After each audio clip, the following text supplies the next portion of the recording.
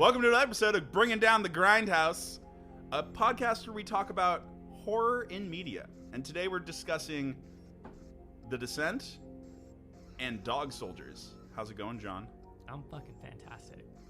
How are you doing, Eddie? I'm sweating balls right now. It is very hot in this apartment. So the unfortunate thing is that my studio is my living room, and it's hot in here. The beer's not helping. I'm also can't wait to be finally moved out.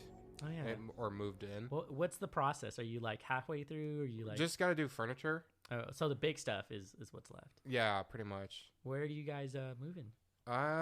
We're still we're gonna be in the Carlsbad area. Okay. It's gonna be off of Bresci Ranch, like sort of like in between Vista, Bresci Ranch, and San Marcos. Ah, okay. So going a little bit inland. Just Yes. A little bit. Okay. All right. I hate moving. Like Moving sucks. You really find out who your friends are when you're moving. Mitch looks away like, what the fuck? No, you helped me move plenty of times. You helped me move like twice, I think. You've helped me move. I did? You have? Yes. You showed up with a car and we put stuff in it. Dang. When I lived on Hill. I don't remember that when I lived in Vista over by the Family Fun Center, which is Boomers. Yeah. Oh, that was a while back. Yeah. Allie also brought her truck and helped me. That was a while ago because I think I had like your board games for a long time. Oh, maybe. Yeah. I wouldn't be surprised if that happened. Yeah, I had your board games for like months, and then you finally got them back because I was just storing them in my room. Yep. But that was when I was living with my parents, so it's chill. The joys of living with your folks. Right. Well, now my dad's been clearing out his garage and is like, we're getting rid of all this shit. Like, I don't want any of it. But he turned it into like a gym, so good for him. It's like got a boxing, a punching bag, like a weights rack. Oh yeah, treadmill, like all that. He's ready stuff. to put in work right now. Right, he's about to retire, so he's probably thinking like he needs his own home. I need stuff to workout things. Yeah. He's got like a year and a half left. Oh wow. Yeah, he's so close to retiring. He's gonna retire at 30 years. It's nuts. Damn, dude. What does your dad do? He's a Marine. Oh, that dad. Yeah, he's been in since like I was born, like a year before I was born. So he's been in a crazy amount of time. Did he always like move up in rank or? Yeah, he's maxed out the enlisted rankings. Okay. So like he can't go anywhere else unless he went to college and then went into the officer rankings, but he's not going to do that at 50. So, which is the first movie you'd like to talk about, John? We should go into Dog Soldiers and then go into The Descent. Fuck yeah, I love Dog Soldiers. Yeah, because Dog Soldiers is a lot of fun, but I have a lot of analysis for The Descent. I went in. Oh yeah, no, we can get heavy with The Descent for sure, but Dog Soldiers is fun. It's a fun movie, and I'm curious how did you watch it? How did both of you guys watch it? YouTube. Oh shit. I said there was like 2 like streams of it on YouTube. Oh shit. Oh, you did tell me that, and I did not watch it on YouTube. That's fine. I also want to get the Shout Factory version of it when I can. Yeah. Is that like a special edition kind of thing? Yeah, there's this company called Shout Factory, and they release some like they have a called Scream Factory. Yeah. Which they do all like horror and sci-fi like re-releases of old movies, pretty much. Okay, is this kind of like the Criterion collection where they like put it all into like a grouping? Kinda. I know the Criterion one is more of like what the film critics liked, and not so the much art like, house. not so much what people enjoyed all that much. Yeah, exactly. Ones that weren't like popular, but they're still like, but they've got like maybe a cultish following kind of deal with them. They either are cultish or they have like very big significance as far as film is concerned. So like Citizen Kane is on there. Well, this was so important. I mean, this movie was the director's like first one, wasn't it? It was his first Neil movie? Marshall's, yeah. Yeah, it was Neil Marshall's first, and he also directed The Descent too. He did. I believe. Yeah, he directed both of these movies. So and Doomsday and Centurion and a couple of episodes of Westworld, Game of Thrones, Constantine. Holy shit! Wait, how the fuck did I miss that he directed both of them? He directed. Yeah, he directed both of these movies. Yeah, they're both Neil Marshall movies. Yeah. Yeah, and the recent Hellboy movie that came out in April. Fuck, man. Oh shit. This guy's active as all hell. Damn. Well, now that that makes sense then. Yeah. As far as like they're very similar. Yeah, no, they definitely have a lot of similarities in them. He does a great job in both movies actually of building up who the people are. Hell yeah. Of building up of character growth, like of character explanation and growth before the movie actually happens. So you actually give a shit about the people. Right. And it's kind of awesome. I really like that a lot. He really establishes, people. in both of these movies. I would say I watched them on my computer. I watched Dog Soldiers on my computer. Yep, basically just through a stream. For sure. Then I have a physical DVD copy of The Descent. Oh shit. Yeah. I have it somewhere around here, but I had gotten the one that gave me like a digital copy, so I was able to watch The Descent that way. But it's like, I didn't know that he directed both of them, but I appreciate that he is like the sole director and writer. Like, this is a film by this it's director, Neil Marshall. Yeah. So like no one else was assisting him with this, so like he really constructed everything when it came to these two films. And you can really see it too. You can really see it in both of them. So let's maybe go into what was Dog Soldiers about. Okay, so like the British Army soldiers, like platoon, they go on like what they think is a general like training exercise routine, and then it turns out they run into Cooper's like former teacher, who he was going to get into. The former teacher. Funny thing is, it's the guy that plays Davos Seaworth in Game of Thrones. Yep. And that's the most hilarious thing to me because you wouldn't know who he was until like you watch Game of Thrones and go back and like, oh fuck, it's that guy. He has like almost the same accent too. So I'm just like, Davos Seaworth is dealing with fucking werewolves now. He just jumped different fantasies and is now boxing with werewolves. Yeah. No, well, he went from werewolves to the Onion Knight. So it's like. I forgot that's what he was. Yeah, it's great. Legit the Onion Knight. It was awesome. One of my favorite things. Yeah. So, and then they're being chased by werewolves, and they run into a woman who gets them to hide into this like farmhouse, and they have to survive the night full of werewolves, pretty much. And then they find out that the werewolves were these farmers that live in that house, pretty much. And then they found out that the woman that was helping them was also part of the werewolf pack. So it was also kind of like Aliens, how the special forces guy wanted to use the werewolves as like a tool or a weapon. Yep. Yeah, very, very much like Alien in that regards as well. Even like how the soldiers act with each other reminds me of Alien a lot. Yeah, because they're kind of silly and kind of like fucking with each other and stuff. And that was a lot of what you saw in Aliens also, with how the soldiers interacted with each other. And that's another movie that does a good job of building everyone up before they go in. He really put a lot of work in. The guy who directed Neil Aliens. Marshall. No, the guy who directed Aliens. Oh, Aliens. Aliens. James Cameron.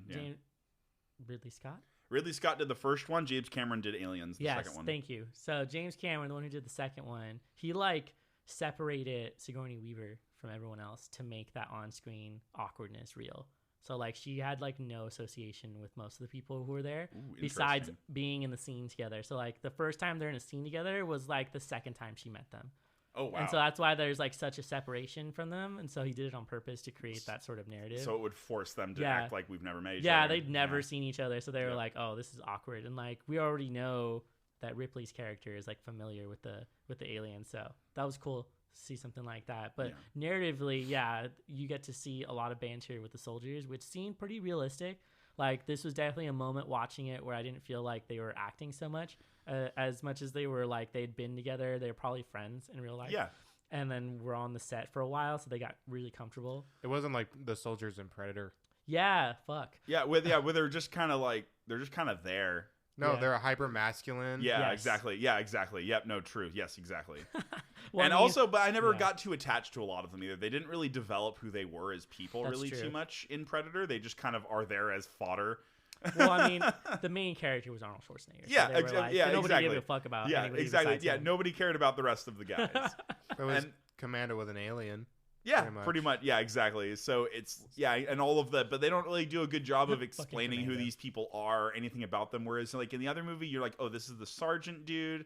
Oh, they're gonna like they have a medic guy with them, and he's gonna be tending to that. Like they didn't have anything like that in Predator, right? And I agree with Eddie. They were also all super like muscled out, like just like meatheads that are like going into the jungle, basically. Did you guys ever watch the newest Predator movie? Oh, okay. I have not seen the newest one. Second newest Predator movie. Oh, no, I have not. So not the one where they're in the city, but the one where they get dropped on like a random planet. No, what's it like? Oh, Predators. Yeah, I saw that one. Was it good? Well. I had a hard time taking Adrian Brody seriously as an action hero. Adrian Brody is which actor? What is the pianist? Yep. Or the pianist. Why is he in a? He was in The Pianist. He was in Kong. He was also in. I just maybe he's just like a not. Like, I don't know if it was his Wes nose Anderson or if movies. it was like.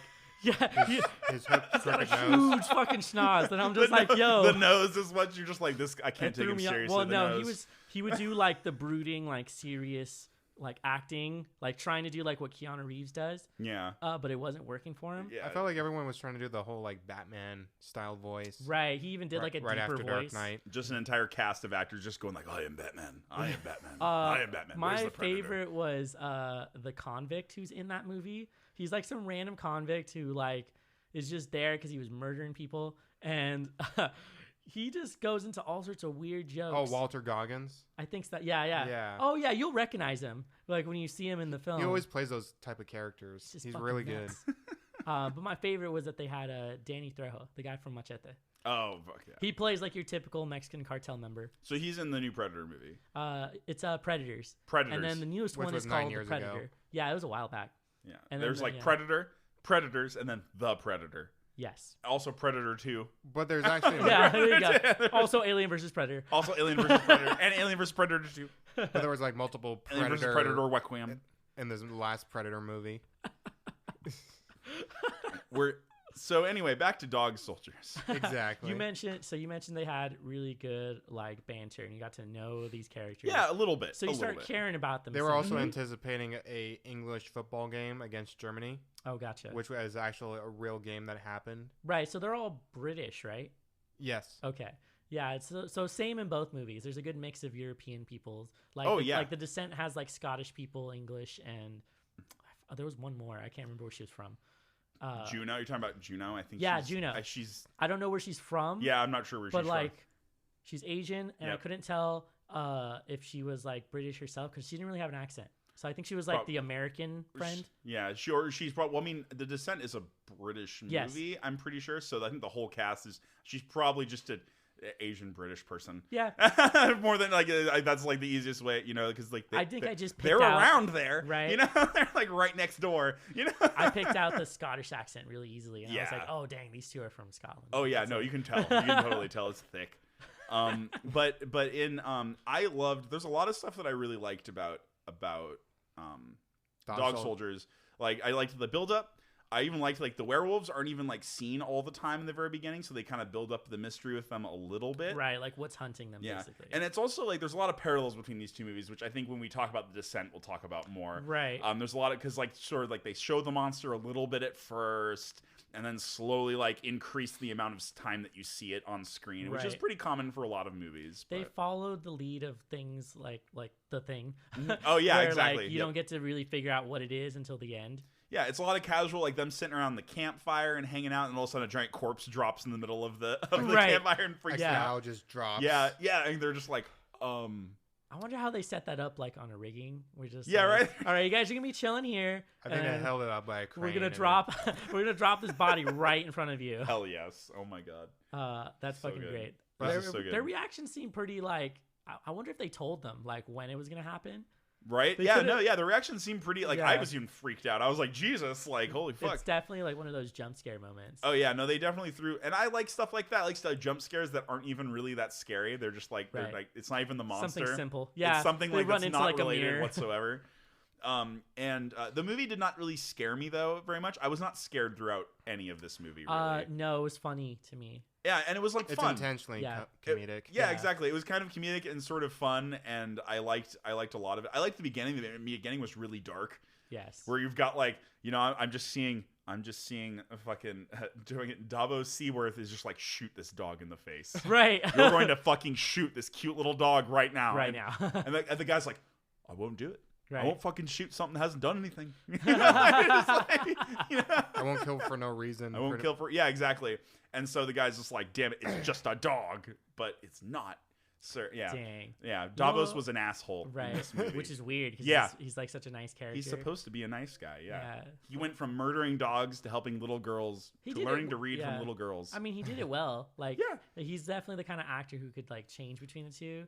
It reminded me of like how we know Samuel Jackson has like good characters and also bad characters. Oh yeah, exactly. Where He's good. He yeah. can play either or He can if he switch, wants and to. he's doing just fine. He- You're not like, wow, this guy's way too soft. I can't. He's not a good villain. I really like that it shows that he leaves that old squad mindset of I just murder things for no reason, and then joins his own team, and then later on it tells this guy, like, I'd rather live with the underdog than have to serve your bullshit. Yep. And that made me like, I was like, yeah, like character moment right there for you. They sort of make you start rooting for them. Like you're like, definitely you're getting them. into it. Like people are getting killed. You're trying to see who's going to survive, and then when they start fighting, like literally fighting these things, you start getting like super excited because you want them to survive this encounter. But like you know that they're just soldiers and they might all die. But they're so like the thing is a lot of them are experts too, so and they display that. So they find like ridiculous ways to survive. They dump like they like have water boiling just to dump it on people in case like for close quarters combat and whatnot. I love that shit.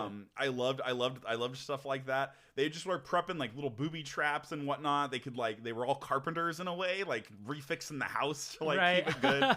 You're like, what? This is like Call of Duty Zombies, like the movie, but with vampires. They're just like fixing all the bits, but with werewolves. Excuse me. It's all good. Excuse me, because other movie has vampires in it, and so I'm all fucked up. It's all like they kind of are similar together. In a way. They're almost like interchangeable sort of thing. Both like gothic horror creatures.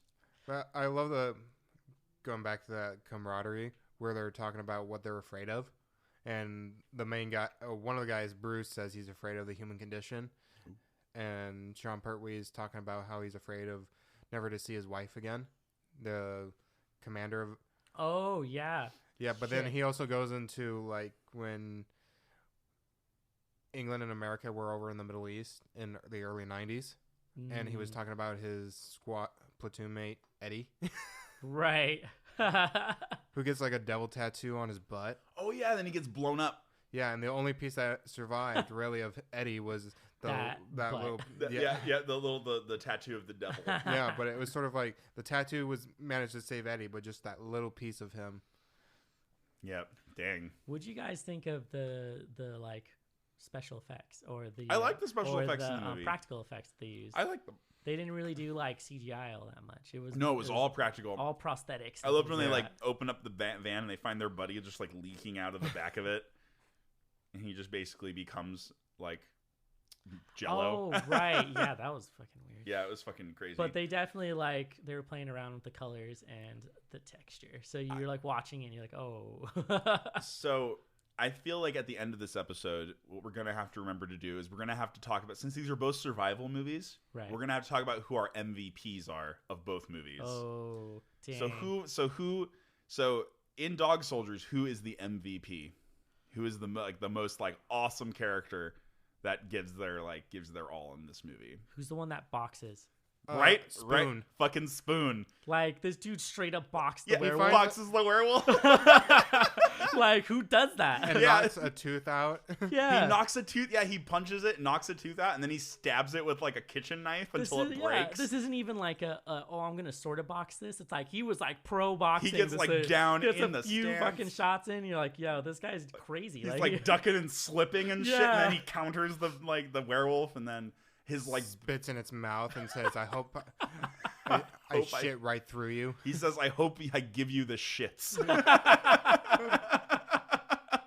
And then right before he dies, it's so fucking good. Right. It's like one of my was one of my favorite parts of the movie. I was like, this fucking guy, fucking Spoon. Right. Like I actually I don't remember characters that often in movies sometimes. Yeah. And this one I remembered Spoon. I was like, Spoon, I don't even remember the main character's name. I have no idea what his name is. Cooper. There you go. Cool. Yeah. Then, there you go. Well, you guys are better than me at that. He went super old school though and kills like the final one with like a silver knife. Yeah, he finds well, they set that up in the beginning. Yeah. The camper and the girlfriend, they're camping, and then she gets murdered by the wolf and everything, and then that silver knife is still left there. Yeah, I think that was pretty cool that they called attention to that, and it's a nice callback to like the mythology. The origins of silver will be the thing to kill werewolves, and so stabs it, and that's how he kills it. Besides like shooting it in the head, but you know, they did in American Werewolf in London. Yeah, fuck, that's a good reference. Yeah. That's why I'm wearing. Also, I was gonna say you're wearing the shirt, so it was very appropriate for the episode. Well, I just like werewolves a whole lot, so hell yeah.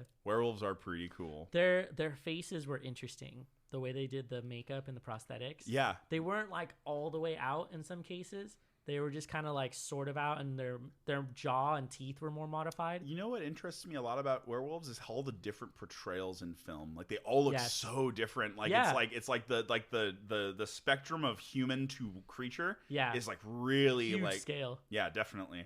And I really like that because if you look at like Harry Potter werewolves, look really like closer like humanoid almost like in those movies and whatnot. But if you look at like what's the Underworld? If you look at like Underworld werewolves, they look a lot different. They do like a full transform. Yeah, like, exactly. They're very muscular too. Yeah, muscular, fur all over, like very sharp teeth. And then fucking you go to like Twilight's werewolves, and they're like straight up just they become wolves.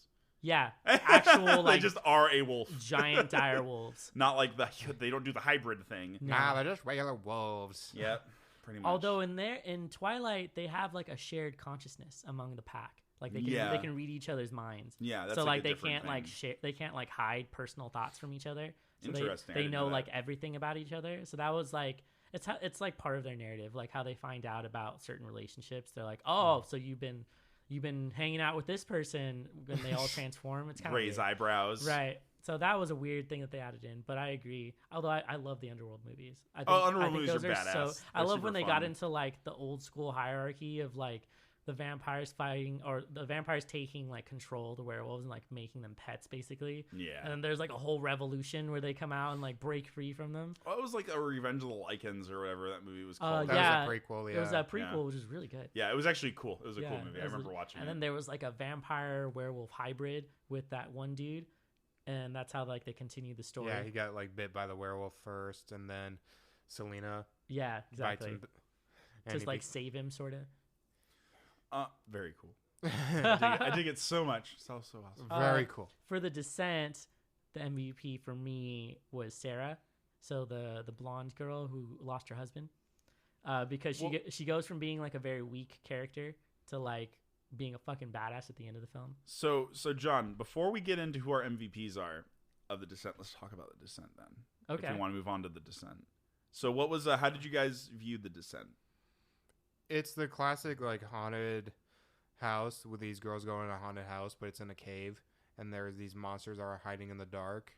I love that it was just so minimal for like lighting. It really was. They used the set that they had really well, or wherever they were at filming. It was a set. Yeah, they created all of that, right? Yeah, all the interior cave shots are in pine wood. That's crazy. Wow. I would like to say that The Descent, with a lot of the horror movies we've watched, I don't think I've ever felt as terrified as this movie made me. Like The Descent really and it's not even monster stuff that scares you. It's like the first hour or so is character development, great build up of who everybody is and how their dynamic works, and then when they get into the cave and they're exploring, you don't even see monsters for like another hour or so after that. The first monster does not show up until halfway in the film. Like literally halfway in the film, you get a quick shot of it like drooling and like trying to like stalk them. And that's the first time you see it. And then you don't see it again for like another 20 minutes. Definitely. And that was that, but the thing that got me before is like all of the cave hazards. The caving hazards just make you like bite your fingernails the whole time. You're just like, Jesus, like she's gonna fucking fall and die, and it's gonna be terrible. Yep. And they like end up making like a large majority of the obstacles, but it's just like how it's shot and how well like the pacing on it is just perfect. They just really set it up really well. Exactly what I was gonna mention. I felt like for The Descent, the pacing is so like it's done so well that like you get these crazy moments where they're trying to get past like certain areas of it, and then they give you like a moment to breathe sort of with them, and then you start getting more worried because you're like something else is going to happen to these people, and then it starts to get progressing, and it is extremely like claustrophobic as it starts closing in. The scene where they're crawling through the crawl space, and then it like caves in. That was terrifying. Fucks me up. So I'm like, so never caving ever. Yeah. I'll never cave ever. Don't want to do it. Never. No. They lose their rope bag as well. Yeah, and they lose the rope bag in the process, and it's so much equipment that gets lost there. And they have to like, it makes them have to do more dangerous things to like salvage their equipment throughout. Yeah. There was so much that was set up with small little clues that were like done so well. So like so with Juno, like who's supposed to be like the one who brought them there and everything, you sort of start to figure out that she's lied about the cave that they're going into, like way before any of it, when they're like, where the fuck are we going? Why are we going She tosses the here? cave guy. And Dude, Yeah. she doesn't take it with her, Nope. and I was like, this fucking bitch. Yeah. Like, I was like, she's gonna, all her friends are gonna die They're all right gonna die. now. Well, she also says everything's gonna be okay. And when anyone ever says that in a fucking horror film, it is not okay. It is never okay.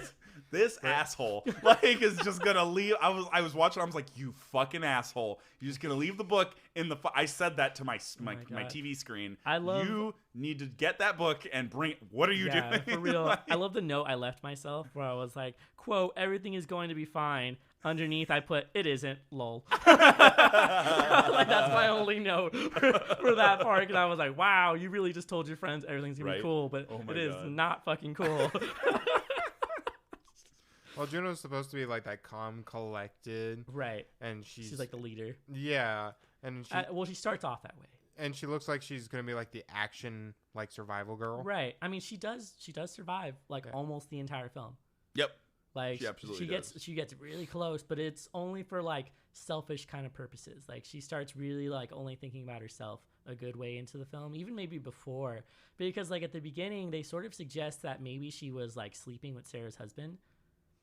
Like I don't know if you guys caught that. Yeah, I missed that little part. So I like think. when they get off the raft in the beginning, he like helps her get her helmet off, and they like stare at each other for a moment, and then he like goes over to his wife to help her out as she's like stumbling out of the boat, and then they go off together, and then he gets killed in the accident. And then in the cave, she tells one of her other friends, Sarah's not the only one who lost something in that crash. So like they sort of allude to the fact that she was probably like sleeping with her husband.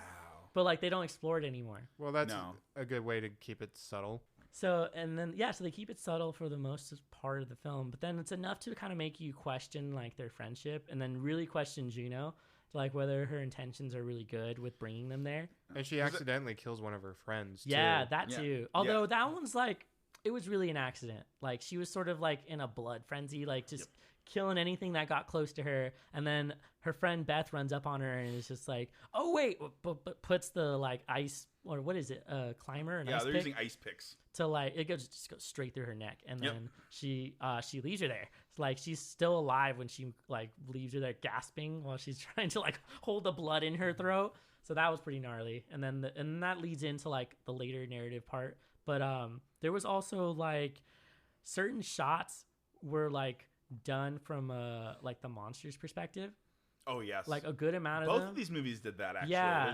Both of them did that. The day for night shot, and for the werewolves and dog soldiers. Right. And so like for me, I felt like this was a good way for you to sort of like you end up becoming that monster, and the audience sort of gets a role thrown into the movie. Just And kind of like so- the Evil Dead had the perspective of evil chasing Yeah. Bruce Campbell. So you Yeah. get brought in, and you're sort of like you've now been brought in, and you're like one of the cast members. It's like the dramatic irony you get from knowing certain things and that the characters don't know. So like watching it, you're like, oh, I think they're in the wrong cave, and then they find out, and you're like, oh shit, and then Yeah. you start getting into it, and then later on, you're like, oh, she already fucking killed her. Like she doesn't know, and she confronts her too, where she's like, oh, you saw her die, and she was like, yeah, but she already knows because she's the one who saw her die and then killed her herself, so she wants to know if she's gonna lie to her face. The feeling of paranoia that the descent gives my you as God. well, because of how claustrophobic everything is, and you know these vampires can crawl along the ceiling and shit. I was constantly scanning the left, the right, the bottom, the up, like trying to see if I can see one somewhere before it jumps on one of the poor characters that it's going to interact, like it's going to jump on. And Right. it really like that increased the suspense so much. This movie is just absolutely terrifying. Every single jump scare scared the fuck out of me. Oh, Every single one they had. and none of them felt cheap either. They all No. felt like, yep, that makes sense. Yep. Yeah, like the fucking pole coming through the window when she's having her dream. Oh yeah, fuck me. That got me so good. Oh, She's like standing at the window, and you're just like, oh, is something gonna like jump out? Like you kind of knew, but then it's super unexpected, and she wakes up like gasping, and you're like, oh fuck, this like just came straight through the window to her face, and that's how she wakes up from a nightmare. Oh my god. So yeah, it definitely scared the shit out of me. these were also the vampires were supposed to be like originally human before, and they evolved into those creatures. Right, because they were in the cave for so long that they sort of just adapt it. Yeah, Although that was the only questionable part of the movie for me. That sort of like adaptation just doesn't happen that quickly. So like I wonder if it's just like several generations. Yeah, it could have been several generations. I mean, think at how much blood and bones and everything are under there like, as it's well. a good while. And they find a pick that's like 100 years old. That's right. They do give a time marker. Yes, they definitely do. Okay, that's not too far. Yeah, no, it's not too bad. I mean, I could see it happening. You know, we're dealing with crazy, underground creatures here, and we're dealing with like a fantasy setting, sort of. You know what I mean? It's all fiction, so it's okay. I'm willing to take liberty with some things like that because those adaptations I know don't happen over like thousands of years. Actually, right? Yeah, like, they don't just happen like even in 100 years. No, it's just too quick. Yeah. But I mean, I saw where they were trying to go, and they were less concerned with that and more concerned with like the rest of what was going on. Yeah, exactly. Get the characters through the horribleness. But watching it, I felt like I got a good sense for his writing. As far as like, because I write my own stuff and I know like kind of what would be like a transitional point. Like how Neil Marshall sets up and develops. Yeah, so how he like set up scenes. the characters and then how he sets up like the acts breaking up. So like you guys know like the 3 acts of like every film or play or things like that. so not every single movie, but like a good amount of film. There's like 3 main pieces of the film. There's like, and it follows along closely with like the hero's journey. Like it has like the beginning, like the inciting moment, the sort of like build up to what's going on, the moment where like you know everything that the character knows and that the action kind of gets going, the plot gets going, and then sort of like the final piece, like who's going to survive, who's going to make it through, what is the resolution, like how does it get started. He made really good markers for these. So like the first act ends when that cave collapses because you now know that they are in a different cave, that there might be something in there with them, and they are now like against each other. And so now their goal is to survive the cave, not to explore it. So like that's like the first marker. The second marker where like the act 2 ends is when Juno and I think Juno and one of the other girls kills a monster after like surviving some other things. So that's sort of like their first team kill kind of. And you get to see them like, oh, they're fighting back. Like this is when they're going to try to survive. Yeah. And so then it moves into like the third act, which is who's going to survive like the entire thing. And it pits Juno against Sarah. So this is where you get to see the separation. Oh yeah, it definitely separates the two down to like their separate goals. Well, it separates them by like their morals. Like Sarah ends up being the one who is like much more pure in her intention because she's just trying to survive and save all of her friends. Whereas Juno like left someone to die. In for glory. Exactly. She wanted to put her name on the cave like when they all explored it. Like they even have a line where she's like, oh, we're like, I thought I might put your name, Sarah. And she's like, you mean yours? And I was like, oh, shit. Yeah. And so, like, you already get to see that. And then she confirms that she's, like, not a good person when she's like, well, what happened with Beth? And then she lies to her face. This is also indicative of Dog Soldiers as well. He does this divide as well with the Davos Seaworth's character, who I'll never remember the actor's name, probably. I'm sure Eddie's got me on that in a moment. Anyway, so... But they do the same. They do the same sort of divide. Liam Cunningham. Oh, there you go. So when Cunningham is playing the sergeant that's trying to capture the band, trying to capture them, Captain Ryan. Thank you. When Captain Ryan is trying to try to get the werewolves, it's very much like the same thing. You know, where you have this divide on what one party wants to do with the other one. Although I don't think it's as heavily explored, as The Descent is, but it is still there. Like the theme is still there. Was there any particular scenes in The Descent that you were like, damn, that's shot really well, or it was like memorable? The scene where their friend is like suspended underneath is suspended over the chasm that they're trying to cross, and like flips under her, and she's like hanging upside down. It's just trippy. That is really like trippy. A page out of Aliens where all they did was flip the camera. Mm-hmm. And they probably had her like on a suspension the other way. So like the monster was on the floor, which looks like the ceiling. Like that has to have been exactly what they did for that scene. Oh yeah, no, because it looks so good for that. I was like, oh, this is like, they had a lot of off kilter shots where when things were going wrong, it would start tilting, and then when it was like going full blown off the rails, it would do like a circular motion, like a full rotation of the camera, and then you get disoriented like inside this really claustrophobic space. So like that was such a good like use of the camera in a really small space. I would imagine that they like cut out walls to like get the camera in there, and like lighting must have been a bitch, like trying to totally. Like light everything in such a dark space. Minimal lighting that they had to use, like they used lanterns, they used glow sticks. Well, there was never a moment where I felt like they were using fake lighting. Like I felt like every bit of light, I was like, yeah, there's a source for that. Like, what about you, Eddie? Did you have a memorable scene from either one or The Descent? It's kind of hard to say, honestly, because I just was really invested into the movie to really like pick out like a shot in the movie. Right. Like one is I think through Sarah's perspective where she's seeing her daughter again.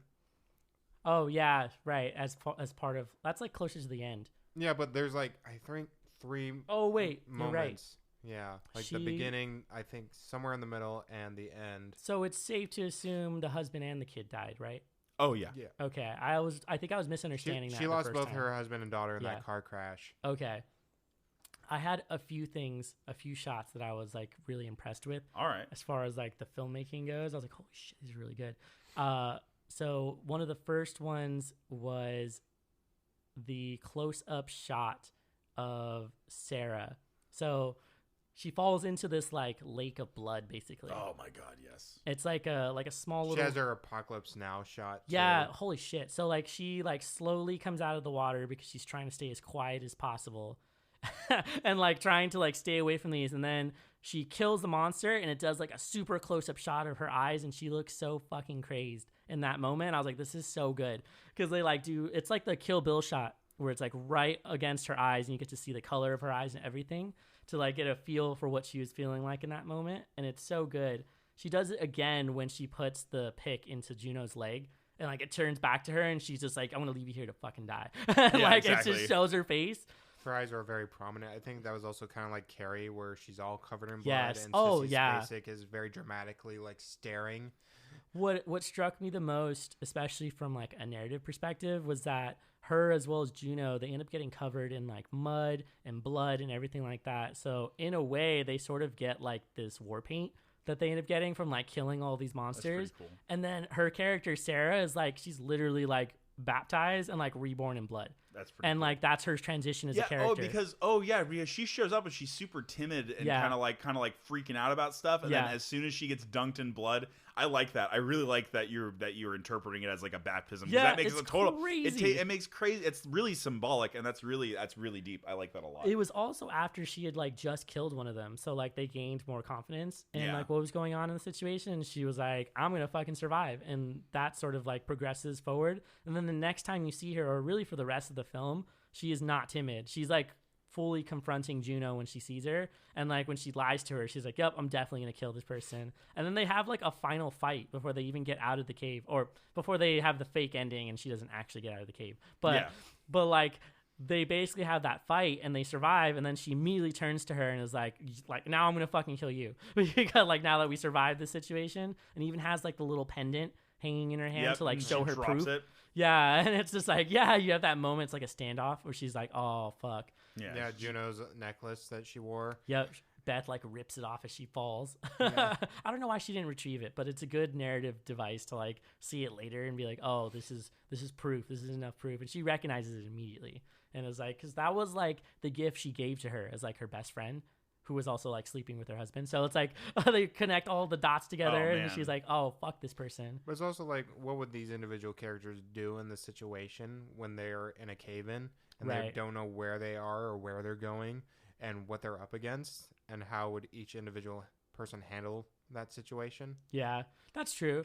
What I did also appreciate is that as soon as they started having more kills and more of the monsters showing up, they went like full bloodfest. Like, she is like gouging one of the monster's eyes out, like just squelching her finger and her thumbs into its skull, and then like Juno like straight up just crotch hits one of them like numerous times and then smashes its head against the wall. And most of those creatures are like Neil Marshall used both like dancers for dog soldiers and so like acrobatic kind of people. Yeah, and The Descent, very flexible. Well, yeah, people who would do those movements. What's the word? Contortionist? No, but they were dancers. They were just okay. Yeah, just say they were dancers. Yeah. So very. Are we purposeful. Werewolf or are we dancer? Are we vampire or are we dancer? I'm so done. Anyway, that's it. We're done with the podcast now. It's actually, you know what? Now that you mentioned that was another point that I saw. So I read into it really heavily. So excuse the like. Oh, go for it. specific analysis of the film, but like the way it was set up, the way it was written, and sort of how it gets displayed to you, I got the sense that it was originally intended to be like a story about all of the women and how they interact with each other, but then something like interferes with that, and in this case it's the monsters, who, as far as I could tell, were all men. I don't think there was any. There was one female. Was there one? Yep, yes, there was. She comes out of the blood. Oh, that's right. Yep. There was one. So, okay, so that kind of throws away the whole analysis. Yeah. But showed you. We threw boobs on one, and now it's a girl vampire. Are you? I didn't see that one. I didn't see that one. It's there. One had hair. It has hair. Oh, yeah. excuse me. It has hair, and it's feminine in form, in like figure. Oh, gotcha. Okay. Well then, Also, I missed the boobs. Yep, that's really, really what it was. Long hair and boobs. That's pretty much what got me. I was like, that's one. There you go. There was also a child one, wasn't there? The one that attacked Sarah. I don't remember. I don't when think there was a kid one. When Sarah's with Beth, it's like a really mini one. I'm pretty sure it was like a kid. She like throws it off and just stomps it out. Like it's not even like a big deal for her. She's like, "Fuck this thing." Oh my God. Throws it off her back and everything. That's funny. I might have missed that scene. That might have been a scene that I forget about. And then the very last scene that I really, really liked, and I was like, "Dang, this is such like a fantastic shot. It'd be a good shot for like a still that you want to like show to people." When there's like the fake ending where it looks like she's crawling up the bones. She's crawling up the bones to the it's like a birth single ray. light. Yep. A light that's fucking the light at the end of the tunnel, like very much a birth reference. Her hand breaks through and it's like a good reference to horror films. And like all the bones are like really like well lit. Like they're all white. Like so it's like a path of like white light and it just goes out of like all of this darkness. And you're just like, yeah, she got out. Yeah. Like she made it. And then they're like, JK, she didn't make it out. She's still on the floor. And they fuck with you too because they like have her drive away from the place. It's like you could have just shut off the film and then never know. And no one know. And then she wakes up. Yep. Wakes up still in the cave and then realizes that like she's not gonna get out. Well, their psyche, the descent is like the metaphor of like these women's psyche are descending into hell, pretty much. Yeah. And Neil Marshall referenced both The Descent and The Shining as like inspirations for the Descent movie, like guys going out into the wilderness and find trouble where they're not looking, and they're also the psyche of like Jack Torrance where he's losing his mental state pretty much is where the mental state of these women are going, and where Sarah's mental state where she really wants to get out of the cave but she can't. Right. She still thinks she's out of it. Well, that makes sense. The larger like overall symbolism that I took from it was that the monsters, the cave itself, maybe even the whole scenario that they were put into can easily be like a large metaphor for the patriarchy that they're having to live in, and like how it's sort of separating them, putting them against each other, and then like sort of inescapable at some point. So like that was kind of what I was getting at earlier with the other piece, but it's like on a larger like symbolic sort of thing. That was what was written into it. And could be read a certain way. Yeah, I think you could read it. That's one interpretation right. I totally think you could see with this movie. I also think that it's just very nihilistic. Yes. And how it's just like, it doesn't matter. Yeah. Like sometimes you run into awful things and it's just like, you could also say that this is just the reason why they're there in the first place is because their friend so arrogantly believes that she is top dog when it comes to caving, and that she's going to get her name written. And so it's kind of like the downfall of humanity often seeking glory. Yep. And then how it puts other people at odds. And then you have the personal character story, which is Sarah's, which is her rebirth story, which makes really, really resonates with me in all honesty, because it's just everything that leads up to that. It's like, why would they include that her husband and child just died before she does this caving? Why would they include all of this? Why was that relevant? Because she has to deal with it still. She's like the broken character when she first goes in. And then she fixes herself, but it doesn't matter. Nope, it doesn't matter. It doesn't. No matter what you do, you will not fix the state of things. I would have been less satisfied with the film if they had survived. Yeah, I probably wouldn't. I think it was a good twist. Yeah. It was a good. I like all the birthday cake, everything where she's like imagining having like a birthday with her daughter and everything, and that's kind of she keeps seeing her. It reminds me of a movie that's not horror, but it reminds me of the ending of The Giver. Yes. In a way, because it kind of like because everybody read The Giver. In high school. Did you ever do that book or movie? I have never had the chance to read The Giver or watch it. No, like if I didn't read in school, I guess I I guess I didn't have interest in watching the movie either. Give the movie a shot. Okay. Or give the book a shot. They're both very short, and they will not take much time from you. Okay. But it's a very good one. But the ending of that movie is the guy escapes from his little dystopia with a child he saves from killing, and then basically wanders like the wastelands in winter. And the ending of the movie is he believes that he sees like a nice warm cabin while he's like dying, basically. And so like the movie ends with him just like seeing it, and then it just, everything, the book ends. And it happens like that in the movie too, where you don't know if he gets to the house or not. And in my opinion, he's just hallucinating while dying and imagines a house there, and then dies in the snow with the kid. What if it's all just like symbols for like domesticity or comfort? Yeah, no, definitely, but he's imagining that. Yeah. And not that he actually makes it there. You mean in The Giver? Yeah, in The Giver. Yeah. Well, I don't think he actually makes it to the house at all. I don't think he finds the house. like the original story in the book is that in order to sort of like save all of humanity, they've gotten rid of a lot of emotional depth, a lot of like difference in color, a lot memory of too. Yeah, they've taken away your memory, but the main person, the main giver, is the one who keeps record of all of the memories. The Giver is Bran. And so, yeah, fuck. He's a lot like Bran. Yeah, that's a really good analogy. He's kind of like well, he gets given all of the memories, then he can't deal with it. He's like, this is so much. He can't differentiate between good and bad, and like it just starts like tearing him apart. Because he begins once he gets that perspective. In The Giver, once he gets that perspective, once he understands what war is, once he understands what love is, when he understands what the color red is, because they live in like a black and white world because all the emotion has been removed from their language. They don't talk about. They have celebrations for removing the old people from their society, which is where they actually have them euthanized at the end, but they don't say that. They just say like, "Oh, he's going to the new place now," but really, we're offing Grandpa. Oh my god! Kind of like Logan's Run in a way. I've never seen that one, but what happens in Logan's Run? Basically, in Logan's Run, once you reach the age of 30, you're dead. Oh, gotcha. That makes a lot of sense. But if people think you're rebirthed again. Oh, jeez. But it's not. It's a lie. It made to keep the public calm. Yeah, there was there was a Soylent people.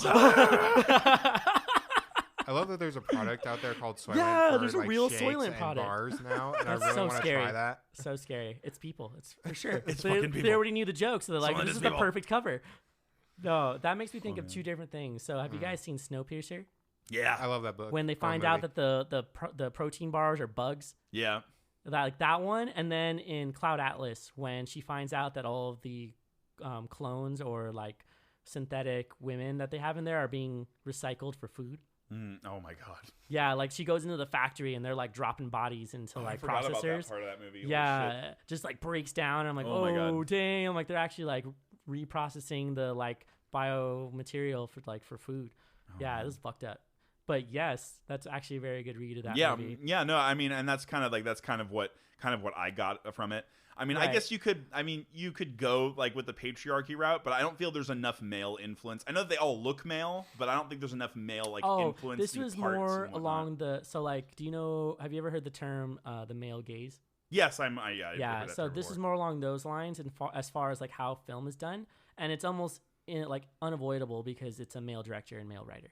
So like as much as he wanted to write strong female characters, in some points he may not be able to avoid that male gaze with the way that he directs and the way he wants you to see these women. Yeah. But he did a good job of not sexualizing the characters at all. Yeah. Yeah. I mean, none of them. I don't think there's point no in that derogatory terms. There's no like weird bimbo moments. There's nothing like they're all very well. Yep. They're all well adjusted. They're all people that are going cave diving. Yeah. And they're all. It seems like that. So he does a good job there. So I understand what you say when you say the male gaze. For some people who don't know what that actually is. It's like, when every single woman in your movie or show or whatever is basically portrayed in a sexual way or is portrayed in like a stereotypical way or something along those lines. It also has to do with the way that the camera work is done. So when you're looking at a character in a movie, the best examples if you go look at old 50s movies. So whenever you saw Hitchcock movies, actually. Alfred Hitchcock was the worst because he was like weird with he also liked blonde women. He specifically said that. Like he would look for blonde women to star in his movies and like The Birds, Vertigo. Yeah, but he tortured the hell out of them. Like he would be so mean to them on set. But anyway, they like if you go to like film noir movies and you saw like the the damsel in distress, the vixen, whatever you want to call them, the femme fatale, which became really popular in the 50s. I'll tell you about that in a second. But they basically, you would get a shot of the woman coming into like the office, the very classic, like I'm going to go to the detective for help, and the shot would always be from feet to head, and you would get every single part of her body. That's what I was gonna say something like that. I was gonna be like, the male gaze shot is definitely the shot that starts at her ass and then goes up to her face. Yeah, you get every bit of their body. That is pretty much. That's you're basically watching like the intro to a porno. Yeah, essentially is what it almost That's is. Like. Almost exactly what most of film noir was because of how they were casting the roles. Yeah. Oh, and I've seen tons of shots like that before right. too. So I totally know what you mean when you say that. And this movie does a good job of not doing that at all. They did really good They're shots. They're very humanized characters, yeah. and they're not seen as props in the movie at all. They are characters in the movie. Do you guys know why femme fatales became popular in film? Why? This is crazy. So like in World War II, when we were basically having like total war and like all of the men had been drafted and sent overseas, there was jobs here that needed to be taken up by women, which is how like what is it, Rosie the Riveter, the one with the like arm posing, that's how that became popular. So basically all these women were taking on men's jobs and they were being really popular. Essentially when the war was over and all of the men came back, they didn't want to give these jobs up. And so what happened was in film, they created this character that was a critique of these women who did not want to give up this power, and so they made them villains. They made them the femme fatale characters that didn't need any help, that were usually like played along with the detective or like the policeman or something, or we're helping out the bad guy. The main piece of it was that they were always punished. So because they were individual, because they were able to take care of themselves, and because they didn't need anyone else's help really, they were just like kind of playing them most of the time. They ended up becoming these villains in the film, and they did that on purpose so that anyone who watched it saw these individual women as like villains, and that was like a person, kind of woman you didn't want to be during that time period. Wow, interesting. So that was how film played into how they were trying to like essentially like enforce gender stereotypes during that time period, especially the 50s and the 60s when they were trying to build like that perfect nuclear family. Yeah, that was some crazy shit. It seems like a cultural pressuring sort totally. of idea. So you've got like the majority culture in influencing art. Yeah, in that exactly. sense and whatnot, and so like pushing that type of vision. And that's all you see because that's the majority culture pushing that vision. Oh yeah, I mean they had like all sorts of rules for movies. Like pre-1932, they had like no rules for movies. I was all right. So I was doing. I'm gonna bring this to something really weird, not topic, but it has to do with male and female relationship. But I'm gonna bring it back to the Viking Age. Okay. Because I love that stuff. And I was watching a podcast not too long ago talking about. We have a lot of misunderstanding about what the Nordic culture was like for those people and whatnot, and a lot of what people think like women's roles. A lot of people, there's like been this surge in like feminist literature and articles and whatnot and things like that say like women were just as powerful as the guys were in the culture and whatnot, and it's not exactly like that. From what I've listened to enough actual women who've studied it talking about what they're, and it was Viking culture was super patriarchal. Yeah, it was very patriarchal. I would guess. Yeah. However, because of the harsh climate that they lived in, there were different jobs that were delegated. So Vikings, to go a Viking anyway, and like the people that did that, like so you're like Nordic people and whatnot. When they did that, actually like the men were not making sails. The women were the ones that knitted sails. Okay. So it was so important. That's incredibly important. It would take them months to make one sail for one ship. Oh, shit. So you've got like the men going there, like getting the wood and putting it all together, and they're like, okay, we need all the ladies to get together and knit. So it would be ridiculous because they live in a harsh ash climate. Everyone has jobs to do to upkeep the farms because they're mostly farmer people. Right. That's what they were for the most part. So they just sort of, but it was like their roles were what was important. And so they were like, they probably had tons of respect for the women that worked with them and whatnot because how important their jobs were. Oh, gotcha. Because they were the ones that were taking care of the kids when all the dudes are gone. They're the ones that maintain the house. They're the ones that are getting our sails ready for us. They're the ones that are like, like making our food and stuff. Like these are like, they're important, super fucking important. Like what would these guys do without them? Essentially is the whole deal. Like they need them. So it's really interesting. Like I don't know. It's very interesting how gender roles are viewed like culturally over the course of history, and then how we sometimes even misinterpret them like nowadays too. And that's something I just felt very interesting, wanted to throw that in there because it was like interesting historical context. That makes sense because as far as like most things are concerned, whenever Vikings are mentioned, is that sort of like they were exactly like partners. They like could own land and all this other stuff, and like were really positive about it. But then you have the historians who come in and they're like, actually, But it's a little bit not. Your cracked article is a little wrong. It's a little, right? Yeah. Yeah. And so it's like I stopped really buying cracked stuff a little bit. I don't know how accurate they are anymore, and so I kind of don't. If you wanna look into some cultures where like stuff was really really equal and like they had no problem with like sexual identity and things like that, you should look into a lot of like Central and South American cultures or even like the Native Americans.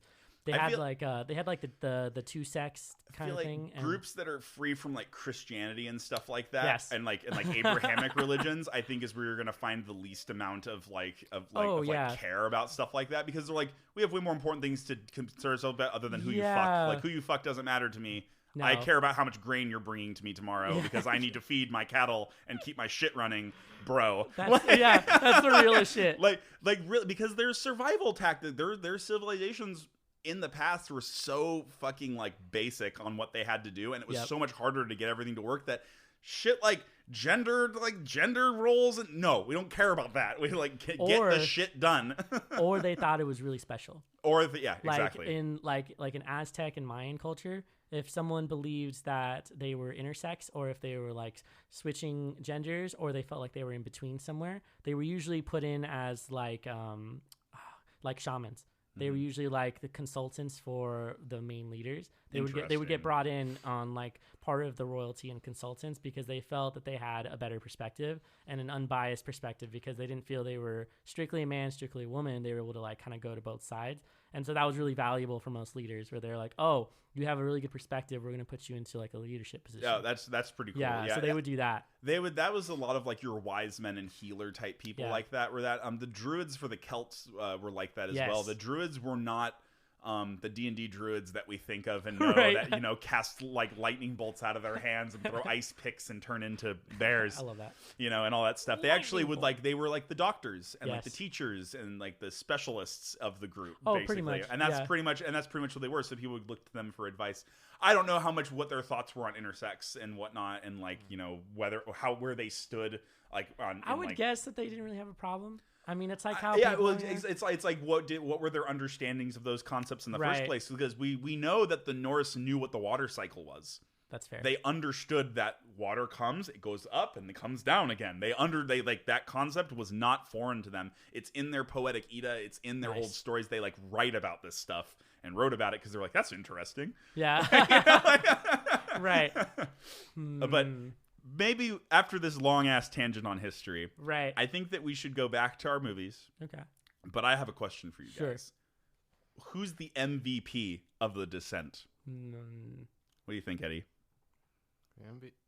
The MVP. Who's the most valuable player in that group of ladies that goes into that cave? Or who are you rooting for? Who are you rooting for the most? I want you to make it out. Even if they're dead, who was the most awesome? The medical student one, I felt. Medical student one? Okay. She did a very like noble death. Yep. Like she got them the connection they made. She kills the one thing and takes it down with her. Yep. She does. Yep, she does. And then she's the one hanging there at the end. That's right. And Juno is kind of like the action movie star character. Yep. Yeah. The way she's dressed, the way she looks. And they even reference Tomb Raider, which that's true, they did. Yeah, no, they totally. Oh, they did. Oh, that's right. Beginning. Thank you for remembering. I'm not I'm not fucking Tomb Raider. I was like, oh shit, they just dropped that video game. So Tomb Raider exists in the Descent universe. Yep. But even current like Tomb Raider game had like using ice picks or axe. That's true. Yeah, no, the current ones do as well. Yeah. So this is also the like Chicks with Picks movie. So it's their own. That's what they called it. Chicks with Picks. Wait, please explain that. What is that from? Did you just make that up? No, it's in like what they explained the movie to be, The Descent. Holy cow! Chicks with Picks. That's a good one. That's pretty hilariously awesome. I love that. Also, I would argue that this is a chick flick, as we'd like to redefine it. Right, to redefine chick flick. Yeah, it's a good chick flick. Yeah, it's a movie with where the cast is entirely women. Yeah, and they're badass. I'm just kind of curious what Descent 2 was like, because I feel like Descent 2 was like a cash in. Yeah. But I'm sure it's done by the same production, but not Neil Marshall I himself. don't know if I want to bother watching it. Yeah. I mean, maybe we should do an episode where we analyze sequels of movies we really like, and then they're trashy sequels. Trashy sequel episode. With the exception of Aliens, because Aliens is arguably better than the first one. Yeah. Arguably. I like Alien 3. There are some things where it's a lot of cooks in the kitchen with that movie. Too many cooks. Too many cooks. Oh, no. Let's not do that. Too many cooks. I don't want that meme here. Too many Stop cooks. it. No more memes. Stop it. It's bad. It's showing that we're declining as a society. No, excuse you. That is high art. It's high art, bro. Yo, bro, this highbrow. It is art that can only be understood within our context. Anyone who pulls these up is going to be like, what the fuck is this? Who's Randy? So, who was your MVP, John? Oh, man. I got to go with Sarah. Sarah? To me, she had the most, like, she basically had, like, her own hero's journey within the story. Like, she basically was, like, her husband, her daughter gets killed. So she's, like, down. It's, like, a year later. All right. So Sarah is the. I'm also gonna go with Sarah. I think Sarah after the analysis. At first, I was gonna say Juno because Juno is the most action movie star. Right. So she's like, in my opinion, That's for why she doesn't survival. make Well, it she's out. a survivalist. Like, Yeah, she's an exactly. opportunist. Yeah, exactly. And so, but that makes sense why she doesn't make it out. But I'm also gonna go with Sarah because she has the most interesting arc and Right. the growth. Yeah. So I dig that. So my next question for you three, Okay. though, is I think we all agree Spoon was the MVP of Dog Soldiers, right? Right. So in a fight between Spoon and Sarah, who wins? I think Spoon's gonna knock her the fuck out. But like, I mean, yo, look. He's professional. I felt like he was a professionally trained martial artist. right, Like he was in it. Like he's a boxer. Like I don't know. I don't think like if it was a hands like no weapon fight. I think No, I think all right. he's So got here's her. the idea. We'll give Spoon the weapons that he has, the Right. weapons that he has at his disposal, and then we'll give Sarah the ice pick. I would say I think if he caught her in the right moment, she Right? would do some work. Right, She we've would, got like a 50-55 percentile range over here. Probably leaning. I don't know. What do you think, Eddie? Who's winning in that fight? Spoon or Sarah? Sarah's going to take Spoon out with his Achilles tendons with a pick, for sure. Okay. all right. And then you could see what that pig did going through It went straight through her leg. Yeah. Like, Well, no problem. the neck as well. I'll say Yeah. that. Yeah. That's kind Definitely. of more fleshy, but like her knee, man, it just goes straight through some bone. Yeah, right. That would like legit. Yeah, I'm not But why sure. would we want Spoon and Sarah to go against each other? They I know. gotta survive. I'm not saying that we want that. You know, Yeah. like why? Like, let's see. Here's like another question. I think I've already pitched this, but like was Ellen Ripley versus Sarah Connor. Oh my god, fucking Ripley would wreck face. Right. Like, what? No, she's like crazy good at surviving. Yeah. So I mean, it's just like I think it's fun Well, to like consider it, well, but I like- wouldn't want them to fight each other because they're both great. They're both great characters, but I just think that like it would just be fun to see. Well, Like, Sarah Connor was like a weapon specialist. Like she was She definitely. like, became a weapon specialist like right after Kyle Reese was teaching Yeah. her and training her the basics, and then she goes commando pretty much Right. Judgment Day, and then she's this in the n- newest one, right? Yeah, Which is it's coming out soon. I think. November, Yeah. I think. Okay. So like I'm only gonna watch it because she's in it and Arnold Schwarzenegger's in it. So I'm like, yeah, fuck, I'll go watch. This I also movie. like that the Terminators don't wear police uniforms or leather jackets in this one. What I love that they were wearing those Yeah, outfits. They're like wearing more like workman's uniforms, that's fair. or like I think they were taking on more of like unassuming. Like you'd probably point out a Terminator in a crowd if they're wearing like a. That's true. You're like, that guy looks off. Yeah. That's pretty funny, actually, now that I think about it. Uh, Also, with a I'm huge yeah. Austrian man as well. Yeah, exactly. I would just like to put in my vote because I didn't even answer my own question. I was gonna say. I was gonna say Yeah, right, yeah, yeah. exactly. Well, like, what about you, don't Mitch? So I feel like Spoon might have this one. I feel like Spoon might have it. Just because I don't think Sarah's a fighter.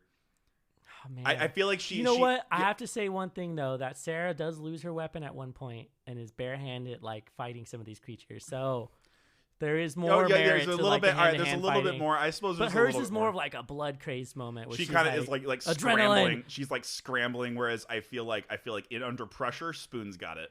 Right. under The pressure. dude like The dude- fucking bare knuckle boxed a fucking werewolf. Like you don't see that often. However, I do think The Descent's a better movie though. Yes. I feel like it's a better Same. movie. Yeah. Over quality wise, just overall better Well, I think movie. they had more of a budget. I think they had more for the Descent. That too, but at the same time, both worth watching. Yes. Both definitely worth. Well, they worth were your both time. pretty well critiqued. Like people liked both movies, regardless of what was going on. Mm-hmm. And they're definitely in the same sort of like genre. I mean, they're the same writer director. So like he was definitely like, you know what I want to do? I want to make this, but like opposite, and like just made a different version. I don't know which one came first though. Was it the Dog Soldiers or the Descent? Dog Soldier Came first. Okay, so I think he made Dog Soldiers and was like, I need to update this, and then went and made the Descent, Yeah. and like it was really good. Like so, he was like, all right, yeah, that's what people were looking for. Also, 2005 I think is when the Descent came out. So like a little bit older. Yeah. Like it's definitely got some of the like the older technology in it too. Like she's using a really old video camera. Oh yeah. And that you're like, whoa, that is like 90s. Well, you're like, late watch out. 90s.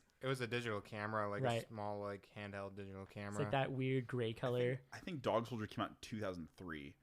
2002. Oh, so just a few years fucking Eddie before. over here. Yeah, I know. You know like every name and date. It's crazy. Yeah, the funniest thing is Dog Soldiers had a theatrical release in the UK, and we only featured it over here on the Sci-Fi Channel. Oh, okay. Oh, Yeah. wow. So it was a Sci-Fi Channel release, and that was it. Yeah, What the fuck? which I felt like was underselling that movie, but Yeah. they showed it like a week at the Egyptian Theater in Los Oh, Angeles. shit. You know, it almost feels like a sci-fi movie. Yeah. Oh, it's like just there, but So it's like a close. little bit of beyond Well, though. I a always bit find it beyond. interesting when you watch like the production of an American movie to a British movie, the Mhm. quality and cinematography and video production, it's very different. Okay. I've noticed like I noticed like a British movie looks like it's a home movie almost. Yeah. Oh yeah, no, Like I totally agree with you on that one. Like Yeah. just the way that the film looks and everything Oh, like that. yeah. Yeah, no, definitely. I wonder if that was maybe purposeful in some way because like you get that grainy kind of shot. Yep. And like Could it's also kind of like be a remember budget when we thing. watched what was it, Cannibal Holocaust? Yeah. How it has like that really grainy old Super look to it. intentionally done Yeah, like that. it's a found footage kind of thing. Yeah, Is what they exactly. did with that. So interesting. But I'm still thinking about like fights between like fictional characters. I'm trying to think like who's gonna win. I opened up a You can opened up a now. whole can of worms. Like who's the girl from You're Next? The main girl I don't who think I've seen that movie. Oh my god, you haven't seen You're Next? No, I have not. I'm seen with that one. Mitch on that one. I haven't seen You haven't it. seen it? No. I can't spoil anything, but you should go watch it because it is not what you expect it is. So Okay. like it starts off and it's like, why is this family coming together for like a weird family dinner? Then someone gets fucking murdered, and then the whole family's getting hunted in this house, and it does not turn out the way that you expect it. Also, first kill by blender that I saw in a movie. Well, first kill by blender. Death by blender. Wait. I want to. Gremlins. That's fair. Gremlins. It dies in. That's fair. That's fair. That's fair. That's fair. So, I only know that because I just saw it Right. like a couple weeks ago. I mean, it's not like a standalone one. Like I think Brain Dead is one of the ones where it's like death by lawnmower. Yeah, exactly. Yeah, you knew exactly what I was That's a good talking one. about. That's a good. I don't. Yep. Oh my god. Yeah. Shit. Yeah. So go watch You're Next. It's a good movie. I watched a movie on Netflix recently. A Quiet Place. Fuck yeah. That I That's watched. such a good That's movie. a fucking fantastic movie. It's like a new genre of horror. is it what was that is. so Yeah. good. Yeah. I was like, Jim wow. Halpert There- directed that movie I- and acted in it. Yeah. It's so Wait, surprising. Mike Krasinski. The main guy. Yeah, Yeah, John Krasinski, I think Yeah. is his name. John. I just learned his name recently. Guys, I was calling him Jim Halpert. I was like, yeah, Jim Halpert. Right? Is Yeah, that like guy. is in like the apocalypse. I was very upset that of what happened. I Yeah. know. I was like, oh man. But his moment where he goes out is so good, and it's all done in sign language perfectly. And I'm just Yep. like, because I took sign language, so I was Oh, like, okay. he's actually doing it. Right. That's so sad. Like, oh my god. That was so good. I Oh, loved man. that her hearing aid in combo with the mic is what got them. Yep, the feedback. Yeah, the Oh feedback my would God. like their skulls would like have open. you ever held like someone's hearing aids before? Nope. They'll do feedback in your hand. Oh, You really? can hear them go wee Oh, like that because the shit. hearing aid will pick up the sound of it it'll pick itself up. Oh, gotcha. Yeah. So it's like her hearing aid was like picking up its own feedback, and then she was projecting it through the microphone. Holy shit. Yeah. So, and that's why her ear was like, God, fucking, that's why she was doing that, because she literally has that thing is blasting into her like deaf ear, like a high pitched noise. If you liked that movie, you will also enjoy Bird Box. I think that's an episode we should do. Quiet Place and Bird Box. That's fair, because they're both about like having one sense depriving cut off, of a sense, depriving one sense from another. Their senses. That was my beer can. I think Bird Box was the one that was kind of more dumbed down, though. It was. Because it was so like heavily marketed on Netflix that they were like, we'll do an episode on it. Big name actors like John Malkovich and Sandra Bullock. Oh yeah, so you were kind of expecting some. Man, Sandra Bullock just always has terrible luck in movies. You don't want to be traveling with her. What about Steve? Fucking, what was the other one? Gravity, where she like literally plummets to Earth. Like, yep. Oh my god, that one was decent. That was a good movie. I liked Gravity though a lot. Movie. That was a good one. Oh my gosh. Any final thoughts on these movies? Are we ready for final thoughts? I liked that The Descent had a sort of like collective color scheme, which was like they used the red tint and hue a lot. So like for the blood, for like the flares that they were using, the only other colors was green. Yeah, you had the green. So like really main solid colors, and then they didn't really deviate from that. And you got to see that consistently. And then you sort of don't get like a full grasp of how like terrible things are until the lights turn on. And you get like a shot of their flashlight on the wall, and there's just blood splattered all over the wall. So like a lot of attention to detail as far as like the blood spattering, having actual like practical effects, and like even the monsters is drooling like when they were walking around. Like they must have just put snot in their mouths and like just be like, just drool while you're walking around. Just snort a loogie real quick and just bleh. And like that's what they were doing. Like so much prosthetics on their face. It was very I liked the movie a lot. I liked The Descent a lot because it felt very alien. Yeah. Like they're walking, they even get the slime on walls where they're like, ew, there's slime here? Gross. Yeah, right. Must be something wrong. You know, like I hate those. They totally always do that though in that movie. And that was so, like the condensation. Yeah. Right. Oh man, so many things that are just wet. Yeah, exactly. Just wet. Weird, moist things. That would freak me out in a sci-fi setting. I'm like, why is everything fucking wet? Zoolander, wetness is the essence of wetness. Oh god. I hate it so much. But The Descent is super awesome. Like we already said, it's a chicks with pics movie. It's a chick flick for our new definition of that. And as Eddie said before, I have to agree with him again. They're both just very like, one's a very good dude flick where it's just a bunch of guys going ham on some werewolves, and it's super masculine and how everything is done. Yeah, and it's awesome, and when it shines, it's really awesome when it does. And it doesn't fall too many times either. It doesn't fall that far. It keeps itself pretty stable. And then you've got The Descent, which is the quintessential chick flick. Now, and it's very very fun also because you're seeing like the feminine side of a situation like that. I haven't seen anything quite like it since. No, nothing. Like, I don't think anything has really touched on that sort of genre. The closest I get is a different genre, which is the show Godless on Netflix, which is about a cowboy town which is inhabited by all women, and there's a group of dudes trying to take it over for like the mining. Oh wow. And so they're like all fighting back, and they have like expert marksmen or markswomen, I guess would be the but like they're all like super good at protecting their town, and it's a good show. Eddie, what were your final thoughts on both of these movies? What do you think? Final thoughts. I love both of them. I can't, it's like picking a kid. Like you can't really do everybody has a favorite. Well, you can't do the Sophie's Choice of this, in my opinion. Like which one gets to live and which one gets to die in the Holocaust? Fucking A. Oh my god. I've never seen that movie. Is there a movie called Sophie's Choice where you have to decide if a little child dies in a Holocaust or? Oh, like is that the point? You're gonna have fun with Bird Box. Gonna have fun with Bird Box. You're gonna have fun. There's literally like a choice like that. Oh, what the fuck? It's so fucked up. Oh yeah, yeah, it's so messed up. Fuck me up right now. Let's right. go. Yeah. Oh my god. I love Dog Soldiers because it's complete schlock of a movie. It's definitely an action guy flick movie. Yeah, totally. But you're connected to these characters. These are not like macho soldiers, which we're always like privy to in real life too as well. That's fair. And I love Sean Pertwee in this movie, the son who was the third Doctor or fifth. I forget which one. but this was also, let's see, brain fart. Oh, lion. But I also like The Descent as well, because Descent's more of a straight up horror movie in my opinion, because like I said, it was a haunted house movie pretty much with these scary monsters, but it could also be just like a scary cave movie as well. Like there didn't need to even be monsters in that movie. No, they could have they could have ran it as just like the horror of cave diving, and they could have like simultaneously killed people off to cave hazards in that movie, and I still would be terrified, I think. Yeah, even like Dog Soldiers could have been. They keep referencing Zulu in that movie, where these British troops were facing against this Zulu tribe that were outnumbering them. Oh yeah.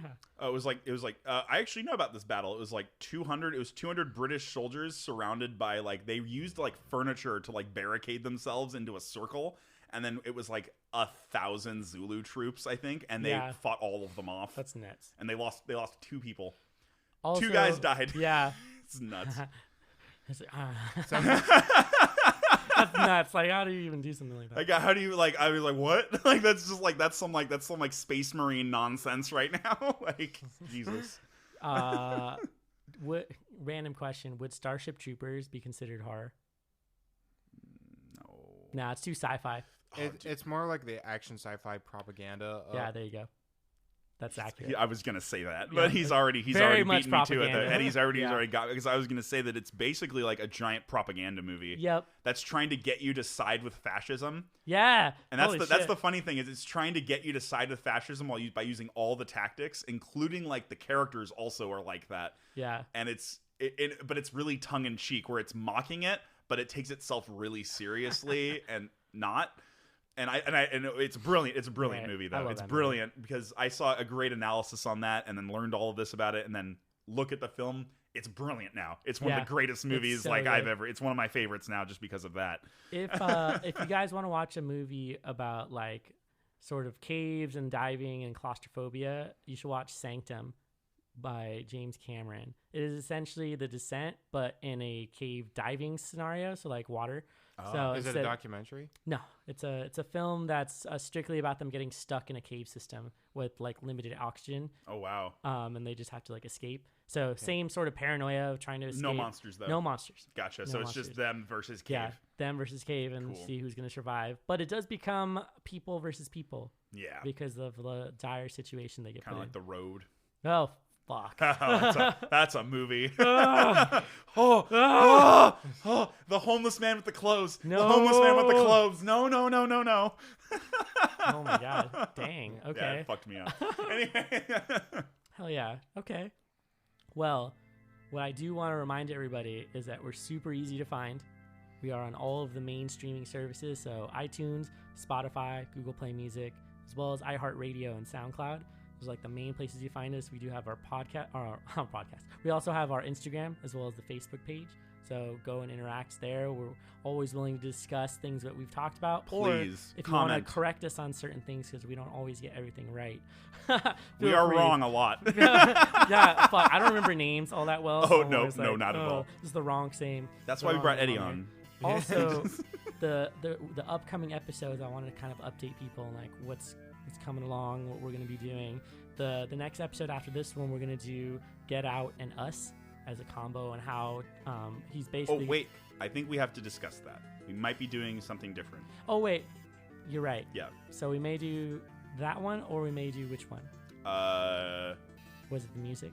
I think we might... Yeah, we'll do the music episode. We'll do horror in music next week, I think. Yes. Will be what we do. This is the end of the episode. And I hope you guys have a good night. Thanks for coming to talk to me about these 2 really good horror films. Yes. Anytime, man. Good night.